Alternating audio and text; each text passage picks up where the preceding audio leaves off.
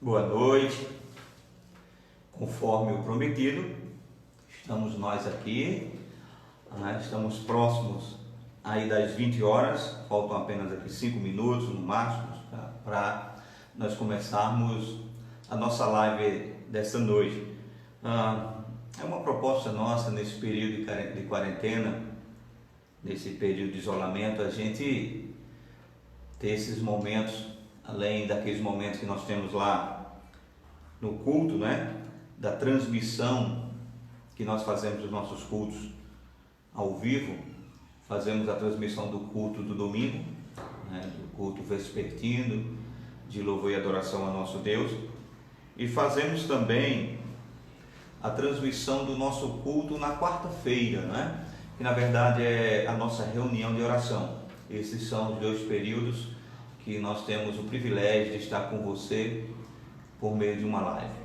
E nós, desde esse momento de pandemia, de isolamento, nós entendemos a necessidade, que a igreja do Senhor tem, de fato, de ser alimentada nesse período em que o isolamento, a quarentena, ela de fato muda os nossos conceitos, mudou realmente a nossa vida. Nós precisamos encontrar formas e meios de alimentarmos a igreja. E esta também foi uma forma que nós encontramos. Então, sempre na quinta-feira, e quando há uma impossibilidade na quinta, a gente faz na sexta, mas sempre fazemos uma live para que a gente possa estar conversando com você acerca de alguns assuntos. Aqui já falamos de diversos assuntos. Já falamos de como de fato nos proteger do vírus do mal. Já tivemos 2 momentos onde houve interação e nós conversamos acerca dos conflitos familiares nesse período de quarentena, e nós tivemos diversos outros assuntos que foram tratados nessas quintas-feiras. E nós estamos sempre com essa proposta de fato estarmos reunidos na quinta-feira para conversarmos acerca das coisas de Deus. E nesses últimos dias, diante de alguns fatos que se tornaram públicos, inclusive alguns estampados na mídia, eu tomei a iniciativa nessa noite de querer conversar com você acerca de algumas coisas muito particulares, Então, nessa noite nós vamos tentar conversar a respeito de alguns assuntos que, na nossa visão, é importante para a igreja no atual momento em que ela se encontra. E por isso eu quero convidar você a estar conosco nessa noite. Já estou vendo aqui comigo Jaide, que Deus te abençoe. Claro, se Jaide está aqui, também o nosso diácono Tiago deve estar junto com sua família nesse momento. Nossa irmã Lindinalva Custódio, a paz do Senhor, Lindinalva, que Deus te abençoe, minha irmã. Creio que Lindinalva está falando de João Pessoa. Se de fato é isso, minha irmã, me dá um ok aí, tá certo? Então nós gostaríamos nessa noite de compartilhar com você algumas verdades, e por isso eu convido a igreja, principalmente os irmãos da igreja Presbiteriana Renascer, a já estarem por aqui, para a gente fazer esse feedback que sempre nós fazemos no início das nossas lives, para saber como é que está chegando aí o som, como é que está chegando a imagem aí na sua casa, porque queremos ter, dentro daquilo que é possível, dentro das nossas limitações, pelo menos uma boa imagem, um bom som, para que você consiga entender de modo claro, audível, aquilo que nós queremos passar nessa noite para você. Então, está aqui comigo minha irmã Marta Gonçalo, que Deus te abençoe, Minha esposa Sandra já está conectado aqui também comigo, está lá em cima, Eu fico aqui embaixo e a gente fica juntos, tendo esse momento de interação com você, tá bom? Então, gostaria que você fosse nos auxiliando. Vai nos dizendo aí como é que está chegando aí a imagem. O som está perfeito, a imagem está boa.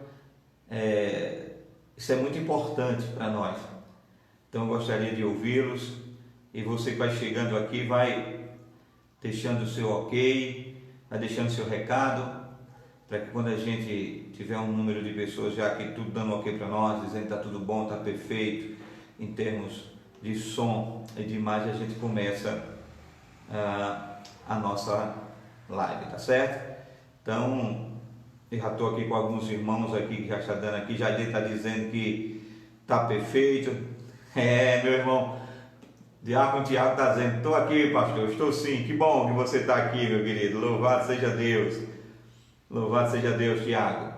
Irmãos, nessa noite, eu me propus, como eu estava dizendo para os irmãos, diante de tantos fatos em que nós estamos ouvindo e vendo ser divulgado pela mídia, alguns deles que chegam a nos preocupar como cristãos, eu pensei nessa noite em trabalhar umas questões com os irmãos, que quem sabe a gente pode esticar esse assunto em outras lives, mas eu queria trabalhar com vocês sobre esse tema que foi colocado aí na chamada para nós nessa noite. Eu queria falar com vocês sobre os atributos de Deus. Sim, queridos, sobre os atributos, porque na verdade eu entendo que os atributos de Deus, ele é de suma importância, não é? Ou são de suma importância o seu conhecimento para nós que somos cristãos. Então nós vamos começar esse estudo de hoje falando sobre os atributos de Deus. E tem um livro, claro, existem tantos outros, eu tenho outros livros aí, mas eu trouxe um livro porque esse, digamos assim, é mais fácil você encontrar. Esse livro, ele é um livro pequeno, né, em termos de conteúdo, escrito, mas a escrita dele é uma escrita muito assim fácil, de fácil entendimento, que fala sobre essa temática nossa, e você encontra ele com facilidade até mesmo em PDF, tá bom? Esse livro aqui, ó, esse livrinho pequenininho, né? Veja, pequeno, né? Na verdade poucas páginas, são 135 páginas só, e 135 páginas nesse formato, né, pequeno. Mas esse livro é um clássico no que diz respeito aos atributos de Deus, de A.W. Pink, né? E ele é um clássico no que se trata a respeito dos atributos de Deus. Claro, eu vou usar muita coisa desse livro, vou estar usando algumas outras ferramentas e outros livros. Estaremos usando, por exemplo, Berkhof, estaremos usando muito Berkhof, e o objetivo é que a gente consiga discutir um pouco sobre os atributos de Deus, não é? Então, essa é a proposta que nós temos para você nessa noite, para você que está comigo. Então, eu falei para você que alguns acontecimentos nos levaram a buscar, não é, falar a respeito desse tema.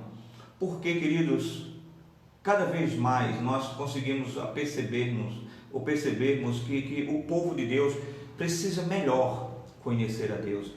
Há um desconhecimento de Deus.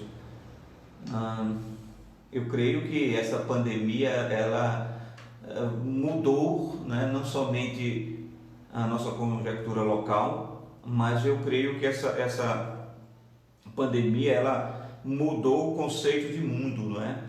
E mais do que nunca, dentro desse contexto de pandemia, dentro desse contexto de isolamento, desse contexto de afastamento social, mais do que nunca creio que nós precisamos conhecer Deus. Porque, queridos, o conhecimento de Deus vai nos dar sustentáculos, não é? Para que nós possamos atravessar esse momento que é tão difícil em nossa vida. Então nós queremos trabalhar essa questão com os irmãos hoje a respeito, não é, dessa temática sobre os atributos de Deus. Aqui já estão chegando alguns irmãos, né? Nossa irmã Cláudia Araújo já está aqui, Nilda Agostinho, tá bom? E eu convido você agora que está comigo a convidar as pessoas que estão aí, sabe, fazendo parte dos seus amigos, quer seja pelo Face, pelo Instagram, ou o pessoal aí nos seus grupos de WhatsApp. Divulgue esse momento, porque nós vamos começar o nosso estudo nessa noite falando sobre os atributos de Deus. E como eu disse, nós vamos utilizar um material, né, a teologia sistemática de Berkhof. Nós utilizamos os atributos de Deus, que é este livro de A.W. Pink, que é um livro muito bom. Também fiz algumas citações deste livro, que eu indico esse livro porque também é clássico. Estou trazendo aqui só os clássicos, existem tantos outros materiais que falam a respeito da temática, né? Mas eu gosto muito desse livro, né? Porque ele é um livro escrito por Martinho Lutero. Eu citei, tem alguma citação dele nesse estudo aqui, e eu gosto muito desse livro para você porque ele é muito prático na sua leitura, e assim, eu entendo que a praticidade da leitura às vezes nos influencia a ler o livro ou nos traz mais desejo de ler. Também esse é um livro muito bom, é uma simples leitura, mas você pode encontrar com facilidade também esse livro, Nascido Escravo, tá bom? Bom, eu quero falar nessa noite, como eu disse para os irmãos, sobre os atributos de Deus. Eu gostaria de fazer uma pergunta para que a gente pudesse começar o nosso assunto. A pergunta é: nós podemos de fato conceituar Deus? Se eu lhe perguntasse agora, meu irmão, minha irmã, você que está me vendo aí, me dê um conceito de Deus. Qual seria o seu conceito de Deus? Como você iria descrever o ser de Deus? Bom, será que de fato nós podemos conceituar Deus? Será que de fato nós podemos explicar Deus no sentido de explicar o que Deus é em sua perfeição? A resposta é não é? Nós não podemos explicar ou conceituar Deus dentro daquilo que é a sua perfeição. Isso pelo simples fato, queridos, nós não podemos, por exemplo, dissecar Deus como se faz a um cadáver e explicar todos os seus pormenores, né? Os pormenores da sua pessoa. Nós não podemos fazer isso, nós não temos como fazer isso, porque na verdade a nossa mente é totalmente finita. E o finito, ele não pode compreender o infinito. Não há como nós, homens, podemos compreender a mente de Deus, que é uma mente totalmente infinita. Nós somos seres finitos, seres criados, e não temos como conhecer Deus na sua totalidade, porque Deus é infinito, Ele é Criador. Então, baseando-se nisso, eu entendo que nós precisamos sim conhecer Deus, mas entender que o seu conhecimento será sempre limitado por aquilo que ele se deixa revelar.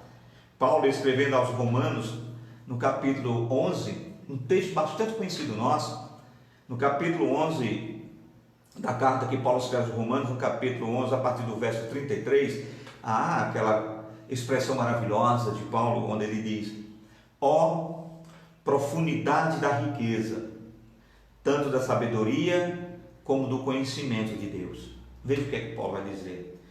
Quão insondáveis são os seus juízos e quão inescrutáveis os seus caminhos.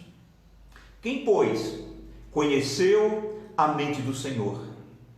Ou quem foi seu conselheiro? Ou quem primeiro deu a ele para que lhe venha a ser restituído? Essa é a pergunta que Paulo faz. Então perceba que Paulo faz uma pergunta retórica e aqui ele vai dar a resposta. Ele vai dizer: por que dele? E por meio dele e para ele são todas as coisas. A ele, pois, a glória eternamente. Amém. Então, queridos, perceba que Paulo está mostrando a grandeza desse Deus que não pode ser conhecido na sua totalidade, que não pode ser conhecido na sua perfeição. Sabe, Paulo está nos mostrando justamente que conhecer a Deus na sua totalidade é uma impossibilidade da mente humana. Simplesmente, queridos, porque a nossa mente totalmente finita jamais compreenderia a infinidade da mente de Deus. E baseando-se nisso, irmãos, é que nós vamos tentar, nesse estudo, termos o conhecimento daquilo que de fato Deus se deixa revelar para nós, e com isso nós teremos o entendimento e o conceito de quem é Deus dentro dessa perspectiva de seus atributos. Então, é nessa perspectiva que eu quero caminhar com você, para que a gente possa entender melhor sobre os atributos de Deus, tá bom? Então eu quero que você convide as pessoas que estão aí na sua casa, convide os seus amigos, para que a gente possa, na verdade, agora entender Deus. Então perceba,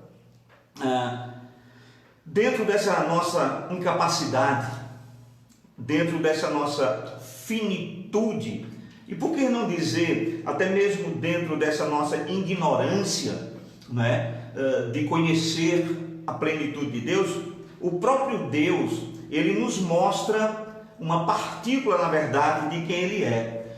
Deus se deixa revelar. E aquilo que nós vamos conhecendo de Deus, na verdade, é uma partícula daquilo que Ele é. E Ele faz isso, a verdade, Deus faz isso através dos seus atributos. Por isso que é importante estudar nos atributos de Deus. Porque é nos atributos de Deus, ou através dos atributos de Deus, que nós vamos entender o melhor pouco daquilo que é Deus. Então Ele faz isso. Ele se deixa conhecer através dos seus atributos. Ou melhor, naquilo que Ele nos permite saber. Então, através dos seus atributos, é que nós vamos ter uma pequena ideia da sua magna pessoa, da grandeza de quem é Deus. Então, talvez você se pergunte, por que é importante conhecer os atributos de Deus? Nós vamos pontuar aqui algumas coisas que serão muito importantes para nós conhecermos a Deus. Então, o que nós queremos é trazer, na verdade, esse conhecimento de Deus. Está tendo aqui algum problema? Já consertou, aqui?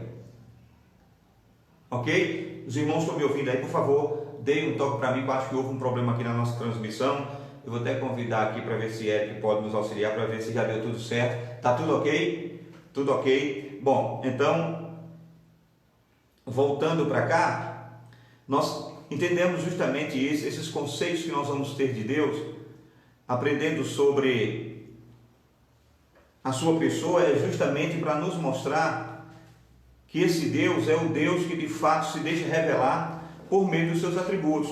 Só há uma maneira de nós conhecermos a Deus, é por meio daquilo que Ele se deixa revelar. Então, nós estamos perguntando, por que é importante conhecer os atributos de Deus? Nós vamos entender, queridos, que através da história, grandes homens de Deus, de fato, têm se devotado ao estudo do caráter de Deus, e eles têm de fato encorajado outros homens, outras pessoas a fazerem o mesmo, a buscar conhecer o caráter de Deus. Nós vamos considerar aqui alguns desses homens de Deus, que de fato falaram a respeito dos atributos de Deus. Homens como A.W. Tozer, que escreveu sobre a importância e a necessidade de Deus há 30 anos atrás, ou mais de 30 anos atrás. Ele já falava sobre a importância da igreja conhecer Deus. Ele falava da necessidade da igreja rever o seu conceito de Deus, devido justamente a uma concepção muito distorcida que a igreja tem do próprio Deus. Então A.W. Tozer diz que é necessário buscarmos conhecimento de Deus, porque a igreja está tendo visões distorcidas do ser de Deus. E ele tem uma fala muito interessante, que eu vou ler para você o que é que ele fala a respeito disso. Ele diz o seguinte: é a minha opinião que a corrente concepção cristã de Deus nestes anos da metade do século XX está tão decadente, assim como completamente abaixo da dignidade do mais alto Deus, e realmente constitui para os crentes professos algo como uma total calamidade moral. Veja que ele fala a respeito do pouco conhecimento que as pessoas tinham de Deus no século XX. Nós estamos no século XXI e ainda nós estamos entendendo que as pessoas têm dificuldade de conceituar Deus, de entender Deus, e ele chega a dizer que para alguns essa visão era tão ínfima, tão pequena, que ele chama de total calamidade moral. Não tem como nós, de fato, vivermos numa sociedade onde a gente não consiga entender o mínimo de Deus. Então, Tozer continua dizendo o seguinte: a maior obrigação da igreja cristã hoje, ele falava isso no século XX, e nós podemos trazer para a nossa realidade, isso não muda. A maior obrigação da igreja cristã hoje é purificar e elevar o seu conceito de Deus. Perceba, a obrigação da igreja cristã hoje é, primeiro, purificar; segundo, elevar o seu conceito de Deus até ela, ou seja, até a igreja, para que novamente ela seja digna de Deus. O que Tozer está dizendo é que nós precisamos purificar e elevar o nosso conhecimento, o nosso conceito de Deus, e levar isso para a igreja, porque a igreja precisa novamente ser digna de ter esse conhecimento e de ter esse conhecimento acerca de Deus.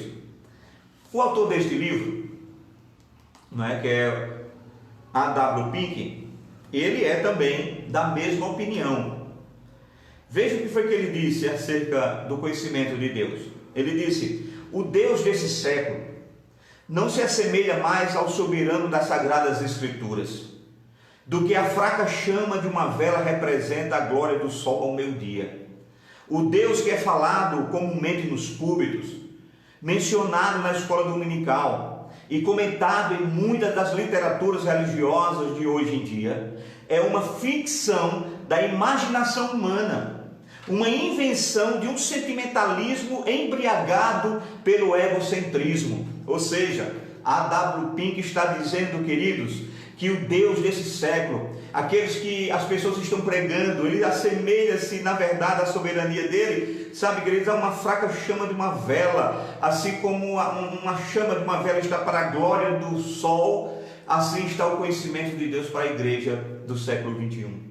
Porque na verdade ele diz que o Deus que se fala em alguns púlpitos, claro, isso aqui não é regra, mas o Deus que se fala em grande parte dos púlpitos é um Deus, na verdade, que é uma ficção da mente humana, é uma invenção do sentimentalismo do homem embriagado pelo seu egocentrismo. O que é que isso quer dizer? É que na verdade nunca, sabe, querido, esteve tão exacerbado a maneira das pessoas verem Deus, trazendo Deus para serem parecida ou parecidas com elas. Perceba, o que as pessoas querem é um Deus que seja igual a eles. O caminho está inverso. Não é um caminho onde nós busquemos ser parecidos com Deus, seguirmos os conceitos, os preceitos de Deus. O que acontece nesse século é que as pessoas estão criando deuses para si, deuses que sejam parecidos com Ele, deuses que aceitem o que eles acham certo, deuses para o seu próprio ego.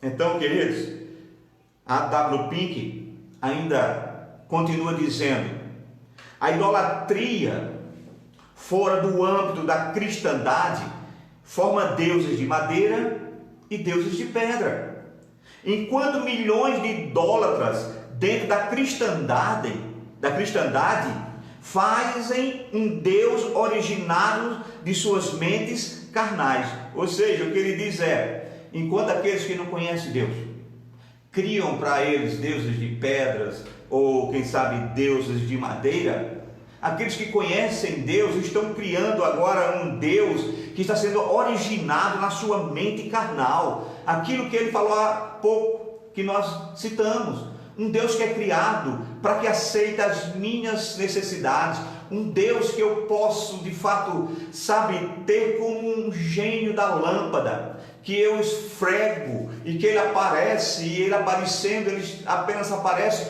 para satisfazer o meu ego, para que possa responder positivamente às minhas vontades, os meus desejos, um Deus que eu posso determinar e ele faz, um Deus que eu posso exigir e ele tem que fazer. Esse não é o verdadeiro Deus. Irmãos, é por isso que nós precisamos conhecer a verdadeira essência de Deus. Interessante, eu disse para vocês que eu ia citar este livro aqui, Nascido Escravos, que é de Martinho Lutero. Esse livro, na verdade, são várias cartas que Martinho Lutero escreve, a Erasmo de Roterdã, e aqui eles vão discutindo sobre os conceitos de Deus, e em várias cartas, por exemplo, aqui nós vamos ver aqui no capítulo 1 o que as Escrituras ensinam, o que Erasmo ensinava a respeito das doutrinas que ele cria, o que Lutero pensava sobre o ensino de Erasmo de Roterdã. Então, em uma dessas cartas que eram trocadas entre Martinho Lutero e Erasmo de Roterdã, Martinho Lutero disse uma coisa interessante, que está aqui nesse livro. Ele disse o seguinte: as suas ideias, falando a respeito das ideias de Erasmo de Roterdã, ele disse: Erasmo, as suas ideias de Deus são muito humanas. Rapaz, isso aqui me traz assim, talvez um entendimento tão coeso de uma verdade tão distorcida que está presente nos nossos dias. Essa frase tão pequena, as suas ideias de Deus são muito humanas, é o retrato da realidade que nós estamos vivendo hoje. O século XXI está trazendo somente a humanidade para Deus, colocando Deus com sentimentos humanos, um Deus que é cheio de birra, cheio de vontades. Não é assim a essência do nosso Deus. E falando por Deus, o salmista escreve esse mesmo pensamento que Martinho Lutero escreveu para Erasmo de Roterdã. O salmista, falando como boca de Deus, ele fala essas mesmas palavras no Salmo 50, verso 21. No Salmo 50, verso 21, veja o que é que o salmista diz, irmãos. Deus está falando: estas coisas tens feito e eu me calei. Pensavas que era tal como tu, mas eu te censurei e as porei por ordem diante dos teus olhos. A visão humana é esta: pensar que Deus é igual a nós. Deus disse: estas coisas você tem feito, mas eu me calei. Você pensava que eu era igual a você.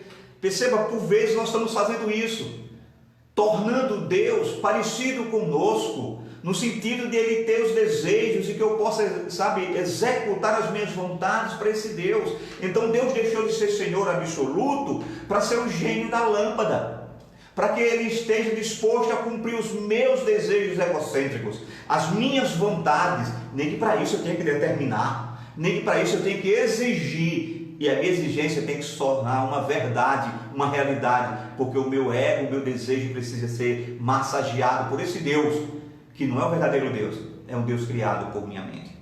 Então, queridos, seria difícil superestimar a importância do estudo de Deus.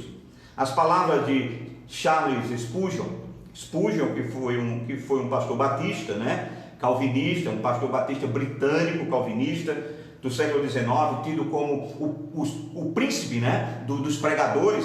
Ele disse uma coisa interessante, e de fato as palavras dele são frequentemente mencionadas por todos aqueles que realizam um estudo sobre os atributos de Deus.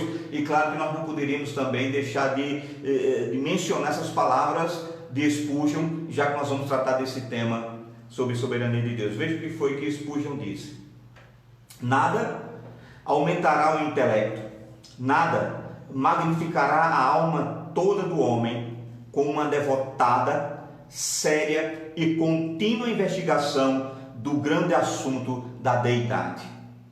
O mais excelente estudo para expandir a alma é a ciência de Cristo e Ele crucificado, e o conhecimento da divindade da gloriosa Trindade.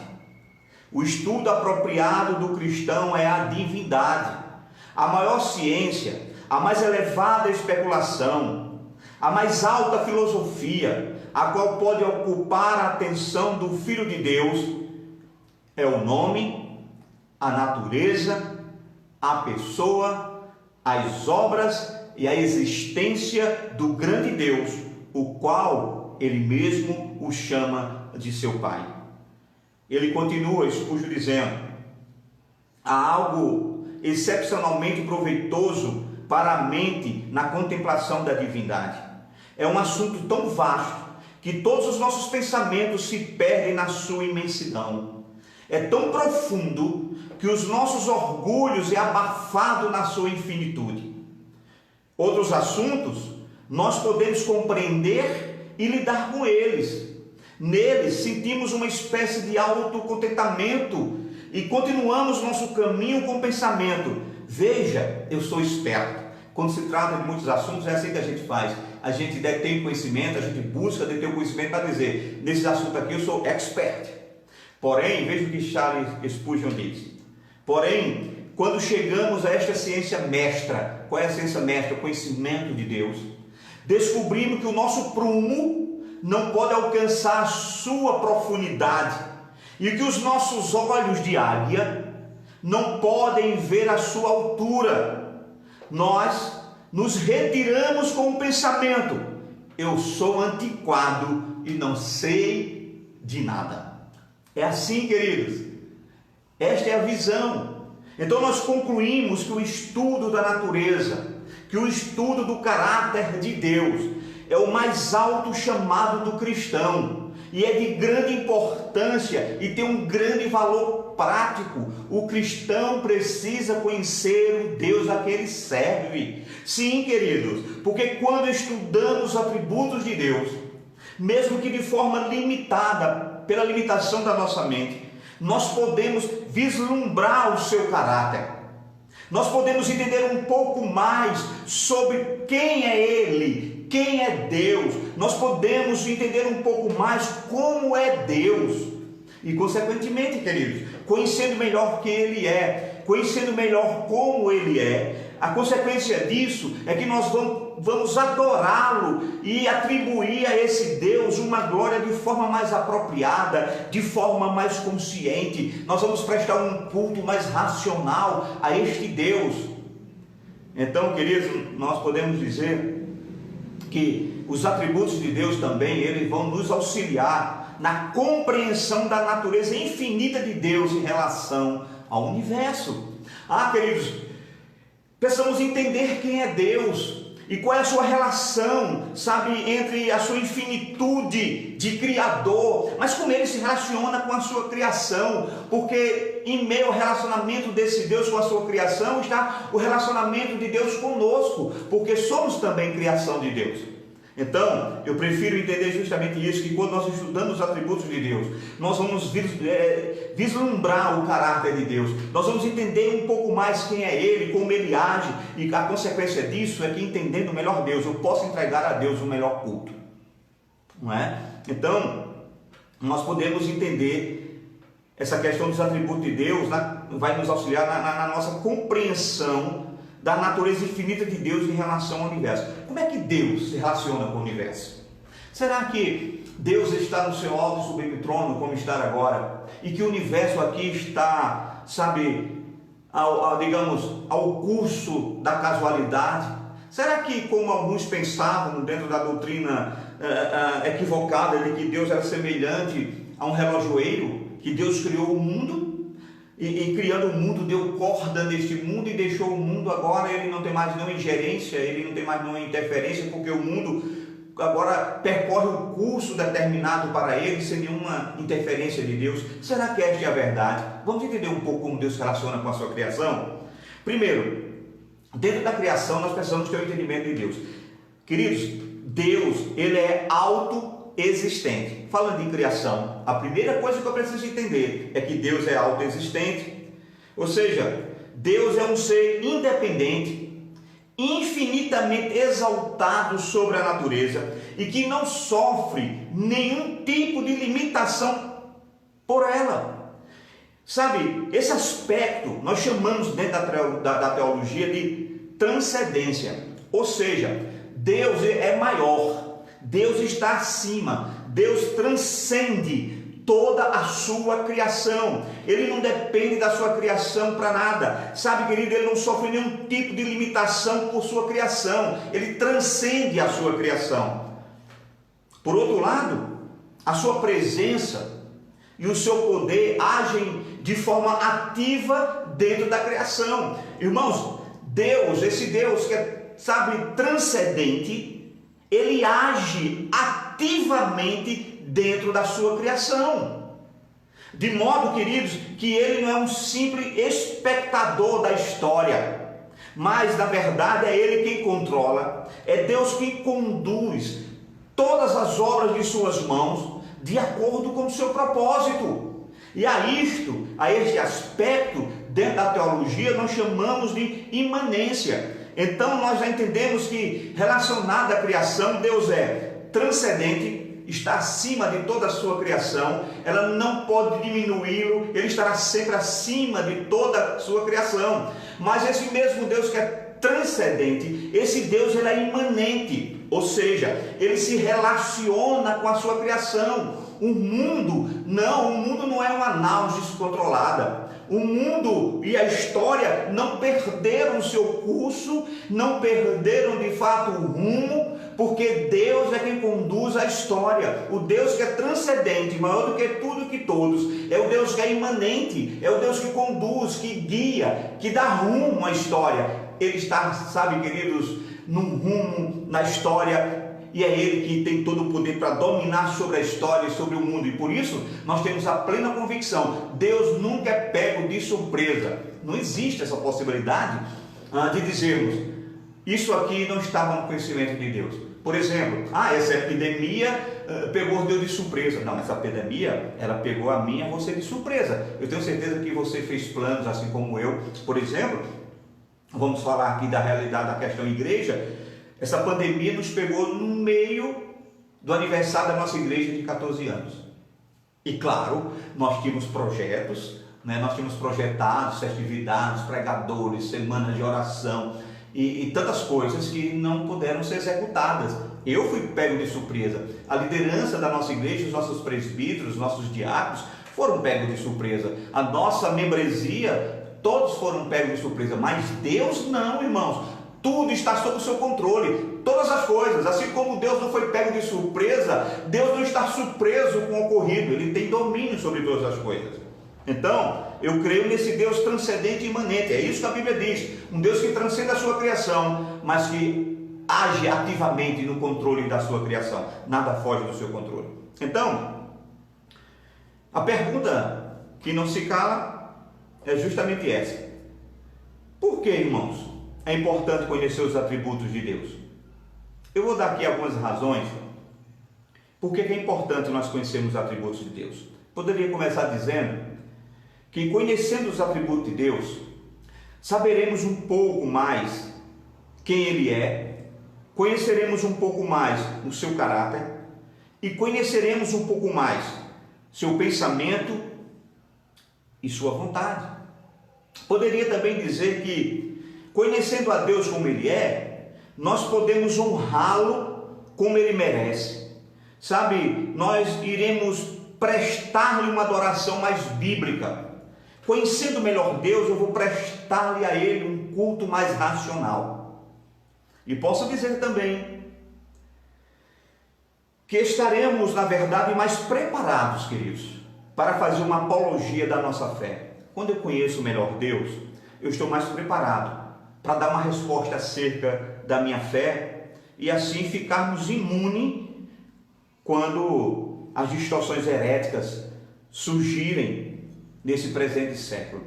Quando eu conheço melhor Deus, eu estou mais preparado para responder e dar resposta da minha fé contra heresias que se levantam no nosso tempo. Os irmãos que chegaram logo no início devem lembrar que eu falei no início que a decisão de falarmos nessa noite sobre os atributos de Deus partiu da realidade que nós estamos vivendo e de algumas notícias que eu vi.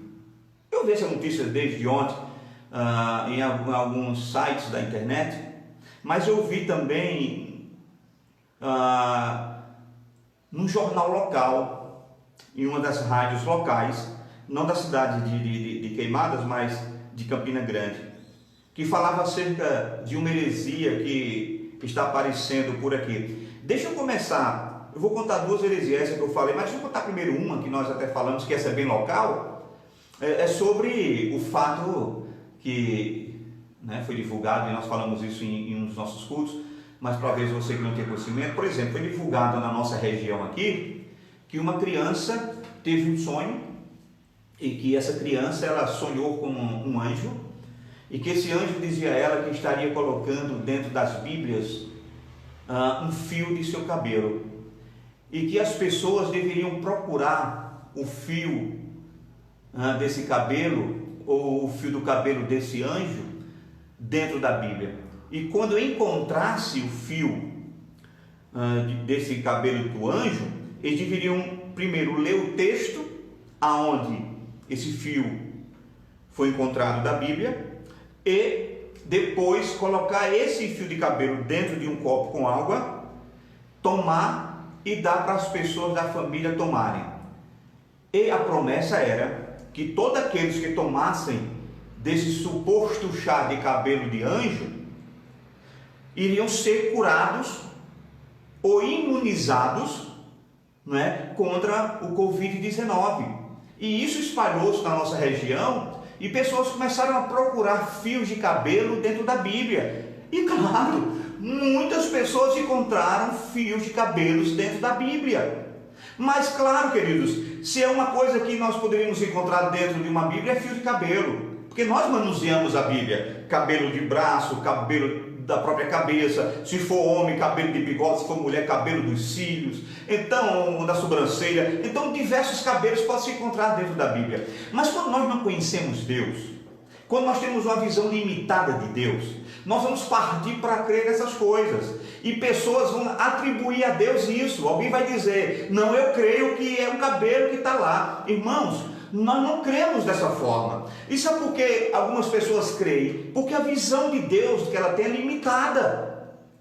Aí eu falei num segundo momento que me fez falar sobre isso, é porque, como eu lhe disse, estava espalhado, ainda hoje você pode encontrar nos sites, e eu vi um chamado de uma rádio aqui de Campina Grande, e eles estavam fazendo isso a título de, eu vou usar uma expressão nordestina, galochar, rir, zombar, de um pastor que está fazendo uma campanha de um feijão ungido, não é? Então, esse pastor está dizendo que você pode comprar um feijão, é um feijão mesmo, uma sementinha de feijão, por um valor de R$1.000, e que esse feijão plantado vai brotar, e eu não sei de que forma esse feijão, essa semente que você compra por R$1.000, vai purificar você de qualquer enfermidade mortal. E é o testemunho que as pessoas que estavam no leito de morte foram curadas porque compraram esse feijão. Irmãos, tudo isso é falta de desconhecimento de Deus. E você não sabe o número de pessoas que estão comprando esse feijão, e o título do feijão é "Ser tu uma bênção". Então perceba, irmãos, nós estamos no século 21 e coisas como essa ainda ganham espaço. Pessoas ainda creem em eventos como este, em tantos outros eventos, em tantas outras unções. E eu vou colocar essas unções entre uma aspa grande. Ah, queridos, é a unção da roupa, é a unção da carteira de trabalho, é a unção da vassoura. Queridos, isso são tantas unções, tantas unções. E sabe por que as pessoas creem nisso? Porque não conhecem verdadeiramente Deus. E eu entendo justamente isso. Então, quando nós conhecemos Deus, nós vamos estar mais preparados para fazer uma apologia a respeito dessas coisas. Irmão, nós vamos estar mais preparados para irmos de encontros e distorções heréticas, porque nós conhecemos o nosso Deus. Então eu entendo que, conhecendo melhor Deus, nós poderemos ajudar a tantas pessoas que estão aí incorrendo em um erro grave, ou seja, estão abraçando as mais diversas heresias e distorções sobre a pessoa de Deus. E por isso eu gostaria, nessa noite, da gente discutir um pouquinho sobre o ser de Deus e seus atributos. Porque também, irmãos, nós entendemos que os atributos de Deus, eles fazem parte da própria essência do seu ser. Ou seja, as qualidades de Deus e o seu ser são uma coisa só. De modo, queridos, que cada um dos seus atributos é infinito e não conhece nenhum tipo de limitação. Todos os atributos de Deus são infinitos e ilimitados. Eu sei que lidar com esse tema, eu entendo isso, irmãos, é fundamental. Ou seja, é um tema de fundamental importância para a vida da igreja. Pois existe, na verdade, irmãos, um total desconhecimento de quem seja Deus, ou quem seja o Deus que está sendo revelado nas Escrituras. E com isso nós queremos, nesse momento agora, trabalhar um pouquinho sobre o ser de Deus. O que é que nós entendemos de Deus? Eu vou tomar como iniciativa a pergunta 7, pergunta 07, do Catecismo Maior de Westminster, que é um dos 3 símbolos de fé da Igreja Presbiteriana. O Catecismo Maior de Westminster, na sua pergunta número 7, a pergunta é: quem é Deus? Esta é a pergunta do Catecismo e nós temos uma resposta. O Catecismo, ele nos dá a seguinte resposta sobre essa pergunta 7, quem é Deus? Veja o que é que diz o Catecismo Maior da Igreja Presbiteriana Renascer. Diz assim: Deus é um Espírito. Primeira coisa, Deus é um Espírito, em si e por si mesmo, infinito em seu ser, em sua glória, em sua bem-aventurança e perfeição. Deus é todo suficiente, eterno, imutável, incompreensível, onipresente, todo-poderoso, onisciente, sapientíssimo, ou seja, sábio ao extremo, justíssimo, misericordioso e cheio de graça. Deus também é longânimo e pleno de verdade. Então, esta é a definição teológica do catecismo, não é? Na pergunta 7, o maior catecismo de Westminster. E interessante que, na verdade, ela é um conceito ímpar, não é? Porque reflete o que as igrejas herdeiras da Reforma sempre têm acreditado e pregado sobre o ser de Deus. Nós somos uma igreja reformada e é assim que nós vemos Deus, é assim que nós pregamos Deus.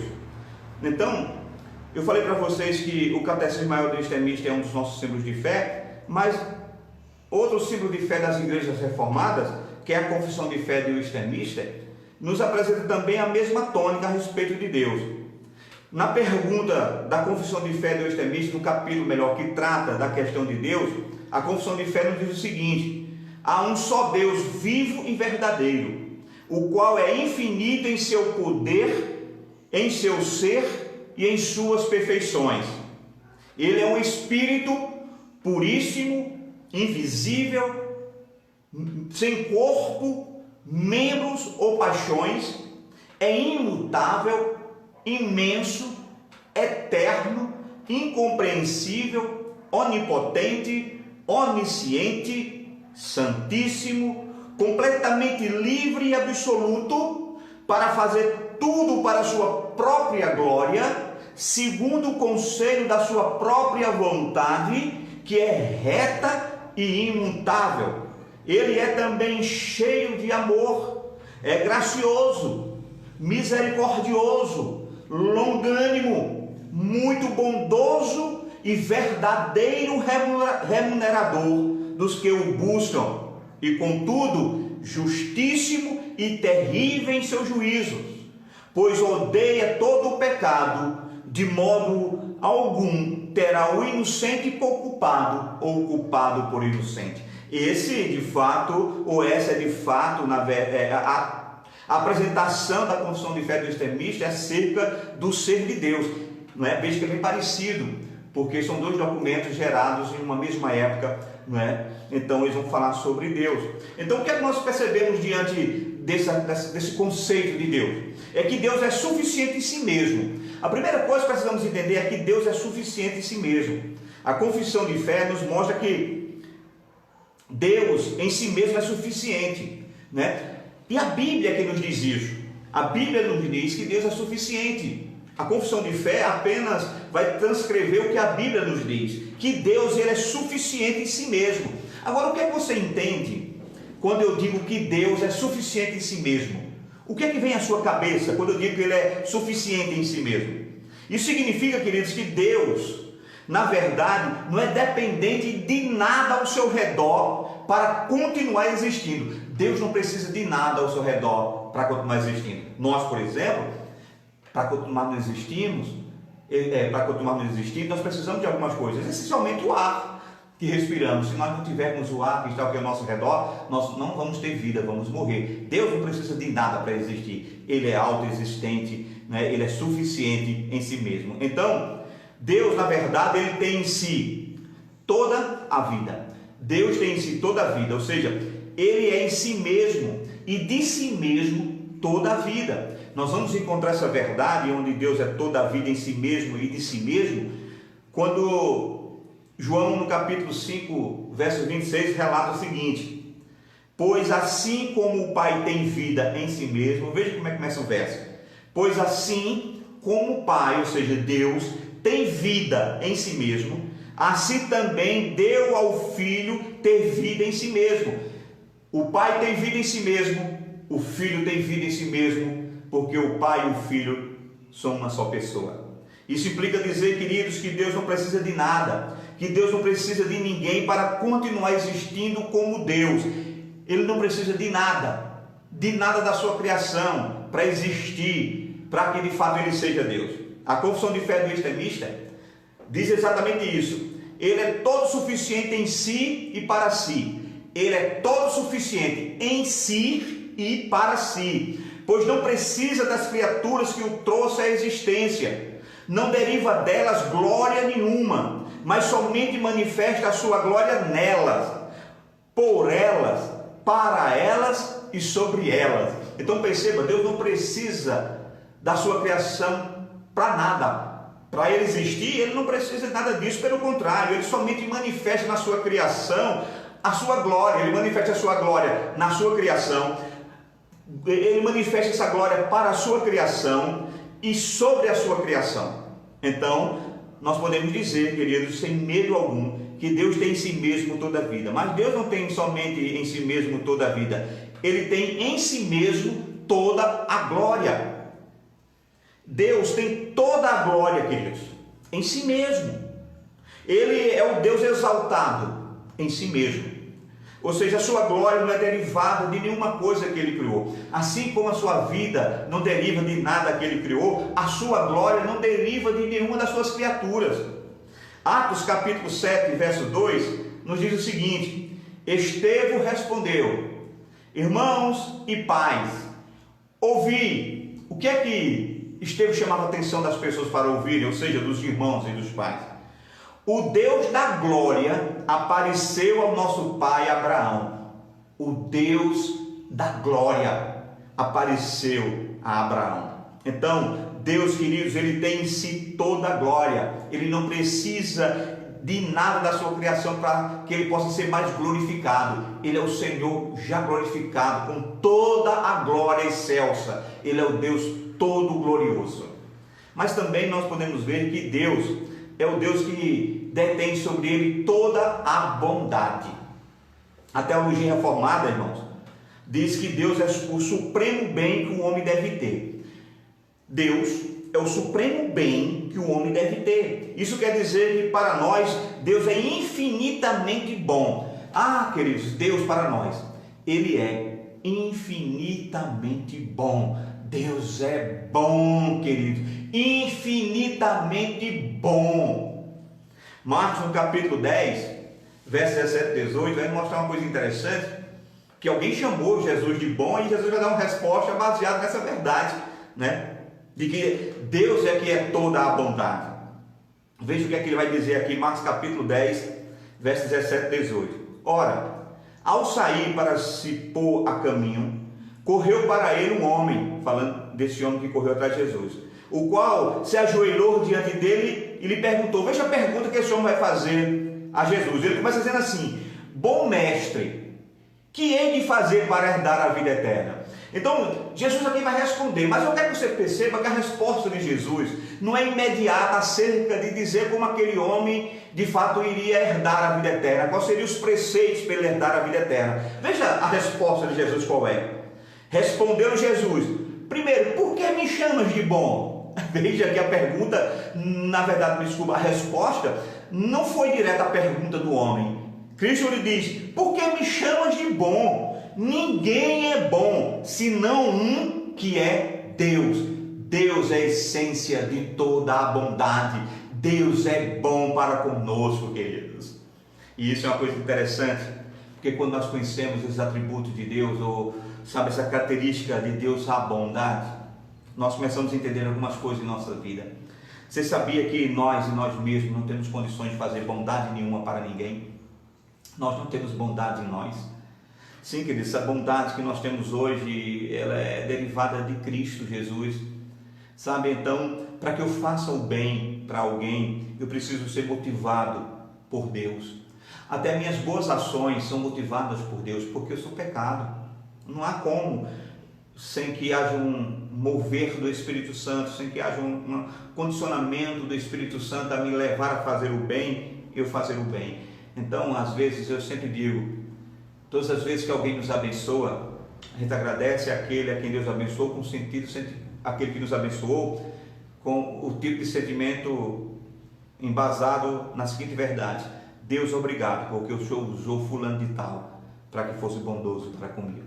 É Deus que faz isso, tá bom? Então, nós já vimos aqui que de fato Deus, ele tem em si mesmo toda a vida, ele tem em si mesmo toda a glória, ele tem em si mesmo toda a bondade.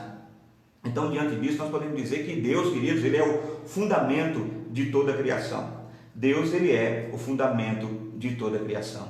Os teólogos e os extremistas, conjuntamente com a Bíblia, declaram que Deus é a razão da existência de tudo que foi criado. E os teólogos puritanos, eles afirmam isso de forma bem arrojada e segura. Eles dizem o seguinte: Deus é a única origem de todo o ser. Dele, por ele e para ele são todas as coisas.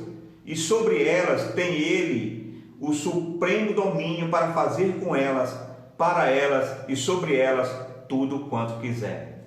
Isso é interessante, né? Porque ontem nós falamos no Salmo, quarta, nós falamos no Salmo 11:4, isso mesmo, foi ontem. Que Deus tem domínio sobre todas as nações, e um texto que nós citamos de Daniel diz que Deus tem o domínio sobre todas as nações, sobre todos os reinos, mas Ele dá a quem Ele quer. Isso é uma absoluta soberania de Deus. É isso aqui que nós estamos tentando mostrar para você, que Deus é o fundamento de todas as coisas. E a confissão de fé diz que Deus é a única origem de todo ser. Então, se Deus é a origem de todo ser, então nós entendemos que Deus, na verdade, é a fonte da existência. Isso significa, queridos, que para nós que cremos em Deus, o mundo não é resultado de uma explosão. Para nós que cremos em Deus, o mundo não é resultado de um Big Bang. Não, queridos.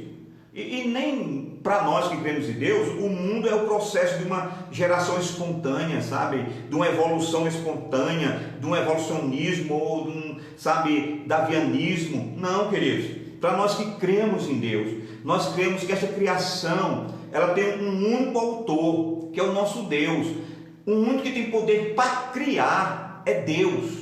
Somente Deus tem poder para criar. Nós não cremos nessa criação por meio de um Big Bang, de uma explosão cósmica. Nós não cremos nessa criação por meio de uma evolução, conforme alguns falam sobre o davianismo. Não é assim que nós cremos. E a palavra de Deus atesta isso. Atos capítulo 17, versos 24 e 25 diz o seguinte: o Deus que fez o mundo e tudo que nele há, sendo ele Senhor dos céus e da terra, não habita em templos feitos por mãos de homens, nem tampouco é servido por mãos humanas, como se necessitasse de alguma coisa, pois ele mesmo é quem dá a todos a vida, a respiração e todas as demais coisas. É Deus que nos dá tudo. Então, queridos, Deus é a fonte de toda a existência. Não somente isso, mas Deus também é a única origem, queridos, de todas as coisas. E se Ele é a única origem, está indicando que Ele é o Senhor soberano sobre a criação. Todas as coisas que existem são dEle. Todas as coisas que existem foram por Ele e para Ele. Esta é a linguagem bíblica para descrever a soberania absoluta de Deus sobre todas as coisas que Ele criou. Ele tem o soberano domínio para fazer com elas, para elas e sobre elas tudo quanto Ele quiser. O conceito de soberania aqui, queridos, é ressaltado porque Deus de fato deve ser visto como governador deste mundo. As pessoas estão esquecendo que esse mundo tem um governador, que esse mundo tem um rei, que esse mundo tem um soberano que rege todas as coisas. Na esfera mundial, global, nada acontece sem o conhecimento de Deus. Sabe, queridos, Ele é um Deus absoluto. Os seus olhos estão sobre toda a terra. As suas pálpebras, elas olham os filhos dos homens e julgam os retos, e julgam os injustos e os ímpios. Esse Deus que é soberano em todas as ações. Apocalipse capítulo 4, verso 11 diz: digno és, Senhor nosso Deus, de receber a glória e a honra e o poder. E por que é que tu és digno de receber toda a honra, toda a glória e todo o poder? Porque tu criaste todas as coisas, e por tua vontade elas existem e foram criadas. Louvado seja Deus. Tudo acontece pelo desejo de Deus, pela sua vontade, pelo beneplácito da sua vontade. Ele governa todas as coisas, Ele rege todas as coisas. Deus é tremendo, Ele é Senhor, queridos. Então, eu quero partir agora para nós terminarmos esse primeiro momento com a promessa de que nós vamos voltar a falar sobre os atributos, um a um, dos atributos de Deus, mas para que a gente possa também deixar como início da próxima live, o que é que você entende que é um atributo? Nós somos um atributo de Deus, atributo, mas o que é que você entende que seja um atributo? Essa palavra do latim, atribuo, do verbo atribuo no latim, significa propriedade inerente ao sujeito, sem a qual este não pode existir nem ser concebido. Esse é o conceito, não é, de atributo. E algumas pessoas foram conceituando atributos relacionados não somente a Deus, mas à vida. E, por exemplo, René Descartes, né? Ele considerava os atributos como propriedades fundamentais da substância. Era assim que Descartes falava a respeito dos atributos. Spinoza entendia que a extensão e o pensamento são atributos da substância única. E segundo os materialistas franceses do século XVIII, eles dizem que são atributos da matéria, por exemplo, a extensão.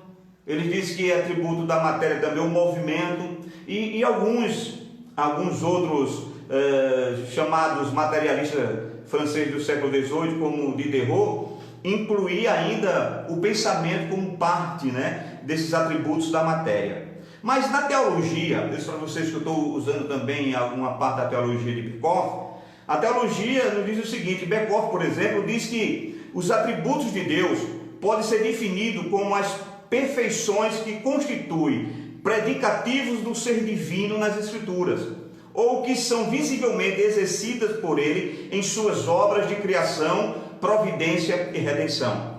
Então, queridos, existem entre os teólogos vários posicionamentos com respeito, por exemplo, ao número de atributos de Deus. Alguns falam de atributos naturais e atributos morais. Outros teólogos falam de atributos absolutos e atributos relativos. Outros ainda falam de atributos imanentes ou intransitivos e atributos emanentes ou transitivos. Então, a mais comum entre os atributos comunicáveis e incomunicáveis, queridos, na verdade, o que mais se fala dos atributos de Deus como sendo comunicáveis e incomunicáveis, né? Digamos, de toda essa gama, né, de conceitos teológicos a respeito de atributos, né, o que mais nós ouvimos falar é a diferença entre atributos comunicáveis e incomunicáveis. Então, assim, nesse estudo que nós vamos fazer a partir de agora, eu não vou aqui seguir nenhum padrão pré-estabelecido, né? Nós vamos tratar assim de forma geral sobre os atributos de Deus. Eu não vou seguir nenhuma ordem, nenhum padrão, né, sistemático, não. Nós vamos trabalhando de acordo com o que Deus for colocando no nosso coração e nós vamos apresentando, tá certo? Então, por que é importante a gente conhecer os atributos de Deus, irmãos?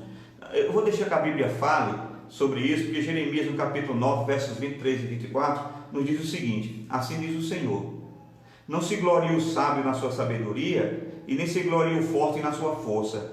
Não se glorie o rico nas suas riquezas, mas o que se gloriar, glorie-se nisto, em conhecer e saber que eu sou o Senhor. Então é importante nós conhecermos os atributos de Deus, não é? Então, o conhecimento, na verdade, um conhecimento salvador e espiritual de Deus é a maior de todas as necessidades que nós temos como criatura humana. Se nós temos uma necessidade que precisa ser suprida, essa de fato a necessidade de conhecermos nosso Salvador, não é? Conhecermos Deus. Então, o fundamento de todo conhecimento verdadeiro de Deus, ele só pode ser de fato feito e só pode ter uma clara compreensão mental se nós buscarmos a revelação de Deus nas Sagradas Escrituras, porque ela é a fonte máxima da revelação de Deus. Então, para que eu possa buscar isso, esse conhecimento verdadeiro de Deus e essa compreensão mental das perfeições de Deus, eu só posso buscar isso na Bíblia, e nós vamos estar fazendo isso. Então, né, queridos, nós vamos nos propor fazer isso durante esses dias que vamos estar aqui reunidos nas quintas-feiras. Então, na verdade, não nos é possível servir, queridos, na verdade, e nem adorar a um Deus desconhecido e nem depositar nele a nossa confiança. Não tem como nós confiarmos em Deus, servir, adorar a um Deus que nós não conhecemos. Por isso que eu convido você a buscar o conhecimento de Deus, e vamos trocar essa ideia nas outras lives acerca do conhecimento de Deus. Eu costumo dizer, e aqui eu quero parar para que a gente possa conversar encerrando essa live, é que o nosso culto a Deus, queridos, eu sempre costumo dizer isso, o nosso culto a Deus, ele é do tamanho do conhecimento do nosso Deus. Sabe, quanto mais eu conheço a Deus, mais eu cultuo a Deus melhor. Então, por vezes você vê pessoas que não conseguem cultuar a Deus, pessoas irreverentes no culto, pessoas que na hora que você está fazendo uma oração, quer seja de confissão, de contrição, se levantam, saem, sem necessidade alguma. Pessoas que por vezes você está no meio do sermão, ministrando a palavra de Deus, sabe, pregando o evangelho, elas estão com a sua mente fora, outras estão no celular, outras estão passeando na Bíblia, mas não estão lendo nada daquilo que está sendo meditado, apenas tentando entreter a sua mente. Irmãos, eu entendo que o culto que nós prestamos a Deus é do tamanho do conhecimento que nós temos de Deus. Então eu quero convidar você para que nós possamos, na próxima live, partirmos para o nosso entendimento e aí sim começarmos a ver os atributos de Deus. E o primeiro atributo de Deus que nós vamos estudar será a singularidade e a simplicidade de Deus. Deus é singular e Deus é simples. Vamos descobrir o que é isso? Na próxima live, você é o meu convidado a estar comigo para descobrirmos o atributo da singularidade e simplicidade de Deus. Espero que você tenha, nessa parte introdutória, entendido a necessidade que nós temos de conhecer a Deus. Quero pedir a você que estava comigo, que deixe aí um ok nos comentários, deixe aí alguma dúvida, alguma coisa que não ficou muito, talvez, entendido por você, alguma coisa que foi dita e você não entendeu bem, deixa aí nos comentários. Vamos fazer dos nossos comentários a nossa sala de bate-papo, porque na próxima quinta nós vamos estudar sobre a simplicidade de Deus e também sobre a sua singularidade. Eu aproveito e aquilo que você deixou lá de comentário, de dúvida, eu já posso incluir na introdução dos nossos estudos. Confirmado assim? Quero agradecer a você que ficou conosco durante esse período, dizer que é sempre um prazer, mesmo distante, poder no final dessa live, quando eu saio, que salvo ela no meu perfil, coloco ela lá no meu YouTube, no YouTube da Igreja Presbiteriana Renascer em Queimadas, e depois eu vou analisar os comentários, as conversas que os irmãos têm, e eu faço questão de responder cada uma delas, tá bom? Então, cheiro no seu coração, e eu convido a você agora para orarmos a esse Deus e pedir a Ele que no decorrer dos nossos estudos Ele se deixe revelar, Ele se deixe conhecer. Amém? Vamos falar com Deus. Senhor, eu te louvo nessa noite e te agradeço pela oportunidade que o Senhor está nos dando, que apesar de sermos finitos em nossa mente, a nossa percepção, o Senhor nos dá a oportunidade de nessa noite entendermos, buscar entender melhor quem é o Senhor. É difícil, Senhor, a nossa mente compreender quem é o Senhor, mas nós vimos que nessa noite o Senhor se deixa revelar. Vimos nessa noite que Tu és transcendente, mas Tu és imanente. O Senhor se comunica com a Tua criação, o Senhor está envolvido na Sua criação. Então quero Te pedir, Senhor, que no decorrer desses estudos, a cada atributo que nós venhamos a estudar, o Senhor se deixe revelar por meio desses atributos. E assim podemos, ó Deus, conhecer melhor ao Senhor, porque o propósito não é adquirirmos conhecimento, não é amontoarmos sabedoria acerca de Ti, mas é conhecer-Te melhor, porque conhecendo-Te melhor, nós podemos prestar ao Senhor o melhor culto, um culto racional. Conhecendo melhor ao Senhor, nós podemos, ó Deus, expurgar toda a falsa doutrina que nos é apresentada e também, Deus, levar o conhecimento para aqueles que estão sendo enganados pelos falsos mestres que estão tão presentes no século 21. Nos dá a Tua graça, abençoa as nossas vidas, nos concede, ó Deus, uma noite de sono reparador e pedimos a Ti que continue nos guardando como família, nos guardando como igreja, nos protegendo como nação e nos livrando de todo o mal. Em nome do Pai, do Filho e do Espírito Santo. Amém. Então, obrigado, queridos, e até a próxima, em nome de Jesus.